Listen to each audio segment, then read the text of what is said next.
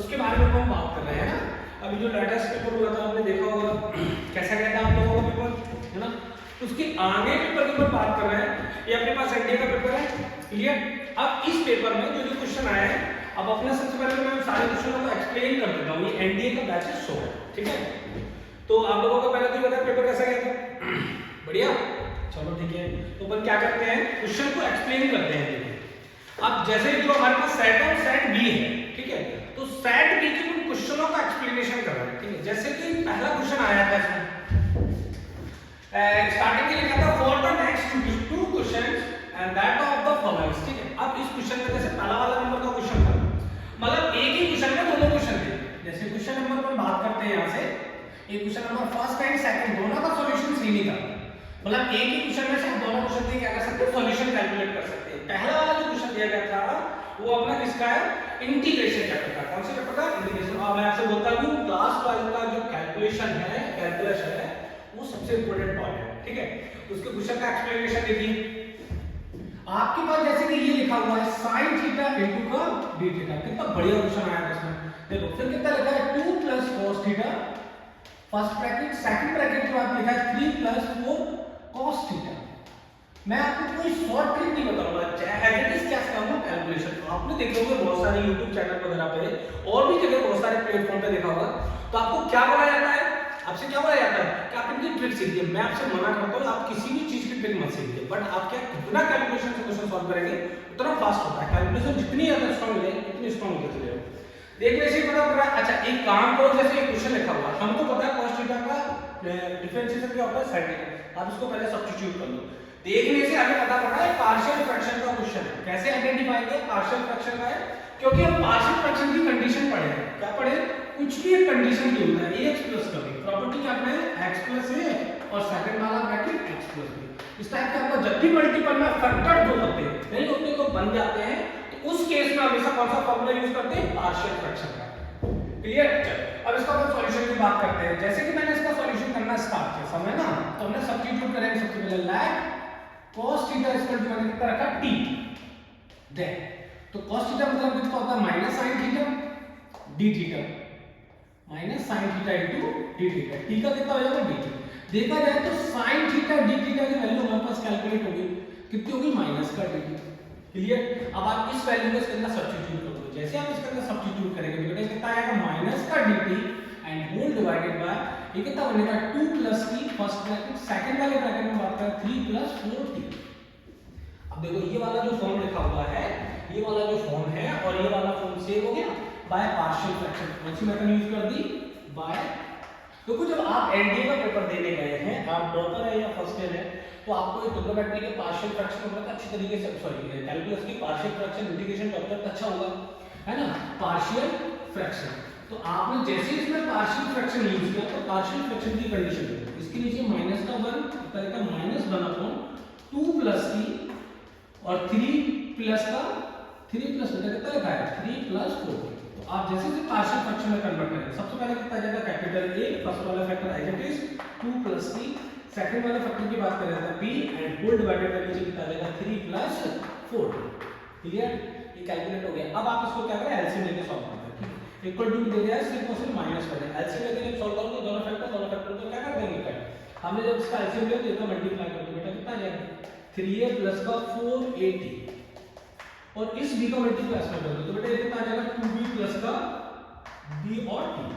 Clear, variable variable constant constant, ये दोनों constant है, 3a प्लस का 2b, सेकंड वाले फैक्टर में इन दोनों को देखा आपका कुछ कॉमन है, यस सर। क्या करना है, प्लस का t बचेगा कितना 4a प्लस का b। ये बोलो अब आप इस इक्वेशन से कंपेयर, अब अलजेब्रा की इक्वेशन चाहिए तो क्या लिखा माइनस का 1 प्लस 0 इनटू x, कंपेयर कर लो 0 इनटू x लिख लो या t लिख लो, t वैल्यू यूज करना ठीक है।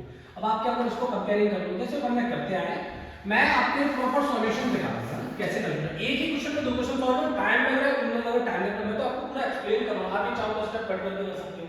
क्लियर, चलो अब इसको देखो, यहां से कितना बचा -1, कंपेयरिंग किया तो कितना आएगा -1 इसका मीटर कितना आएगा 3a प्लस का 2। सेकंड वाली इक्वेशन में बात करें कितना लिखा है 0 इक्वल टू बेटा कितना लिखा है 4a प्लस का b, ये प्लस का साइन इसमें आ जाएगा माइनस, मतलब b की वैल्यू आपके पास मिलेगी माइनस का 4a।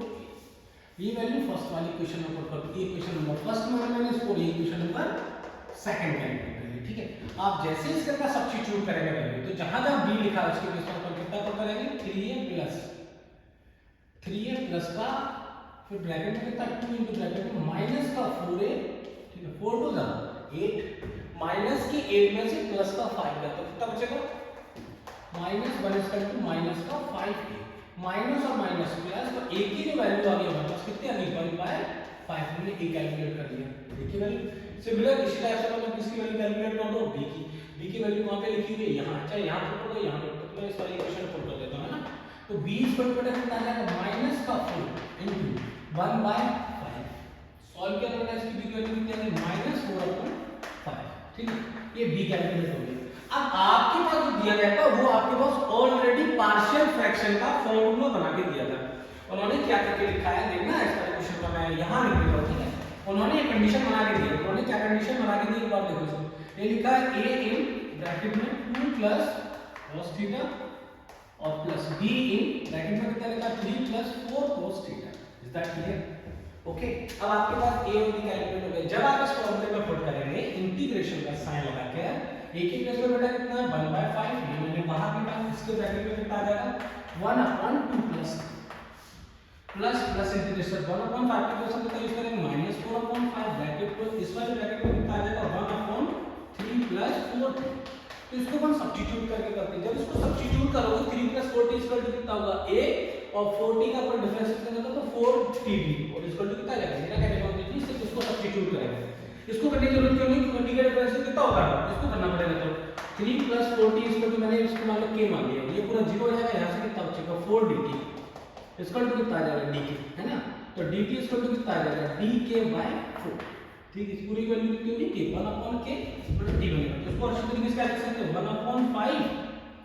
1/5 ब्रैकेट में मॉडुलस का साइन लगा सकते हैं, मॉडुलस होता है 2 plus t bracket close plus, इसमें कितना प्लस माइनस क्या होगा, माइनस का 4/5, या प्लस का साइन यूज करोगे, चलो फॉर्मूले में मैच करेगा, इनटू, अब इसकी वैल्यू कितनी है 1/4, ब्रैकेट में कितना आ जाएगा, इसके ब्रैकेट में 3 प्लस 4t, क्लियर, और ये प्लस का c, ये इंटीग्रेशन कंप्लीट हो गया। अब आप चारों सबकी वैल्यू रख दो 1/5, ये कितना आ गया 2, t की वैल्यू आपको पता है, t कितना की वैल्यू देखते चलो यहां पे, t की वैल्यू में क्या बना था cos थीटा, एडिटिव कोई कंडीशन में नहीं, ये कितना आ गया cos थीटा प्लस ये 4 से 4 डिवाइड हो गया, बचा जो ब्रैकेट में माइनस का 1/5, इसके ब्रैकेट में कितना आ जाएगा 3 प्लस 4 cos थीटा। अब आप इस इक्वेशन को कंपेयरिंग करेंगे कौन सी वाली इक्वेशन से, जिसमें आपको वैल्यू फाइंड करनी है इस वाली कंडीशन, ठीक है। चलो बताओ, इस वाले से फैक्टर के साथ क्या मल्टीप्लाई लिखा है 1/5, इस पे अगर वैल्यू मिली, a की वैल्यू बेटा कितनी होगी 1/5, ऑप्शन मैच करो कौन सा वाला मैच कर रहा है, क्वेश्चन नंबर फर्स्ट का हो गया आंसर, ऑप्शन नंबर कौन सा हो गया सी मैच करता है। क्वेश्चन नंबर सेकंड में बोला है b से कंपेयर करो तो b की वैल्यू कितनी है -1/5, तो b मतलब ये वाला, b की वैल्यू कितनी है माइनस का 1/5, ये सेकंड वैल्यू होगी। ऑप्शन की बात करें, क्वेश्चन नंबर सेकंड का ऑप्शन कौन सा है, क्वेश्चन नंबर सेकंड का ऑप्शन बोला है बी, ये क्वेश्चन नंबर कौन सा होगा सेकंड, इसका सी आंसर है और इसका बी आंसर है, सेक्शन बी की बात कर रहा है, ठीक है।